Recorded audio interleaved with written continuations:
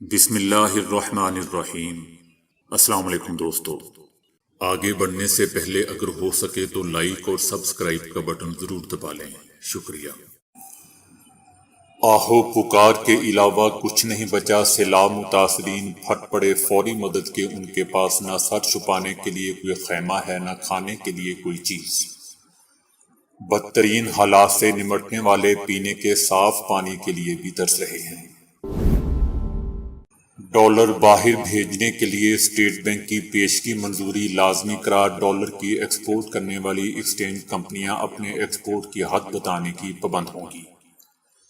Exchange کمپنیاں state bank کو آگاہ کریں گی کہ ان کے پاس کتنی مالیت کی امریکی کرنسی موجود ہے۔ امریکہ کا کہنا ہے کہ سال 2015 کے ایرانی معاہدے میں واپسی کو تیار ہیں۔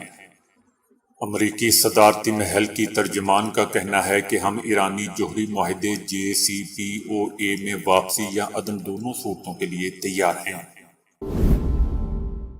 البانیہ کا سائبر حملوں پر ایرانی سفارتکاروں کو ملک چھوڑنے کا حکم، تحقیقات کے بعد انکشاف ہوا کہ 15 جولائی کو ہونے والے سائبر حملے کے پیچھے ایران کا ہاتھ تھا۔ بزرگ افراد میں بے خوابی یادداشت متاثر کر سکتی ہے، کینیڈا میں عمر رسیدہ افراد پر تحقیق میں کہا گیا ہے کہ نیند کی کمی یادداشت میں کمی کی وجہ بن سکتی ہے۔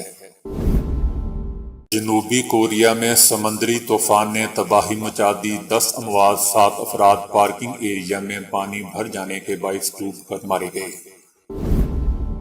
جماعت اسلامی کے امیر سراج الحق نے کہا ہے کہ حکمراں اپنے اثاثوں میں سے سیلاب زدگان کے لیے رقم دیں۔ وفاقی اور صوبائی حکومتیں سیاست میں مصروف ہیں جبکہ سیلاب متاثرین کے لیے کچھ نہیں ہو رہا۔ انڈونیشیا میں پیٹرول قیمتوں میں 30% اضافے پر ہنگامے پھوٹ پڑے، پیٹرول کی عالمی قیمتوں میں اضافے کے باعث بھاری سبسڈی دینا ممکن نہیں رہا۔ دریا پر بنایا گیا پل افتتاحی تقریب میں فیتا کاٹنے کے دوران گر گیا، مہمان خصوصی اور دیگر حکام کو فوٹوگرافرز نے گرنے سے بچا لیا۔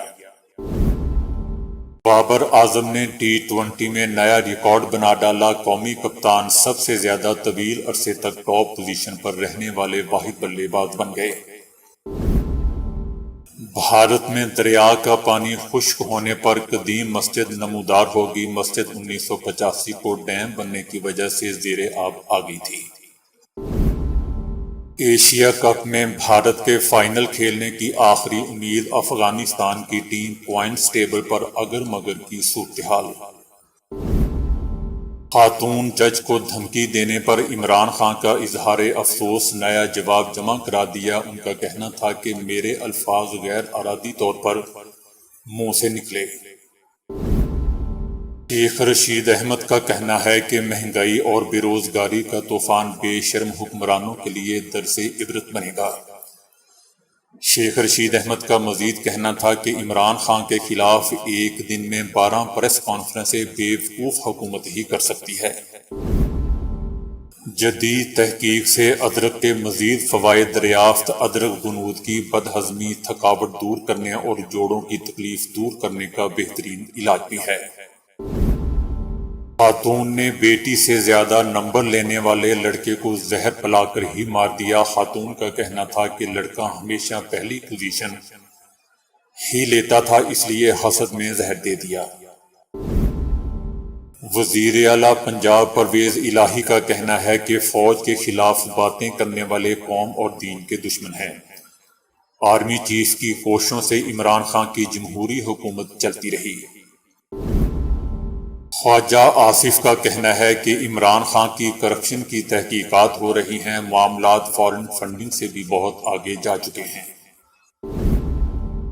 24 سال میں 5000 سے زیادہ گاڑیاں چرانے والا پکڑا گیا، بھارت میں اپنے 24 سالہ کیریئر کے دوران 5000 گاڑیاں چرانے والا شخص پولیس کے ہتھے چڑھ گیا۔ تو دوستو ابھی کے لیے اتنا ہی، ویڈیو کو لائک اور شیئر کرنے کا بہت بہت شکریہ۔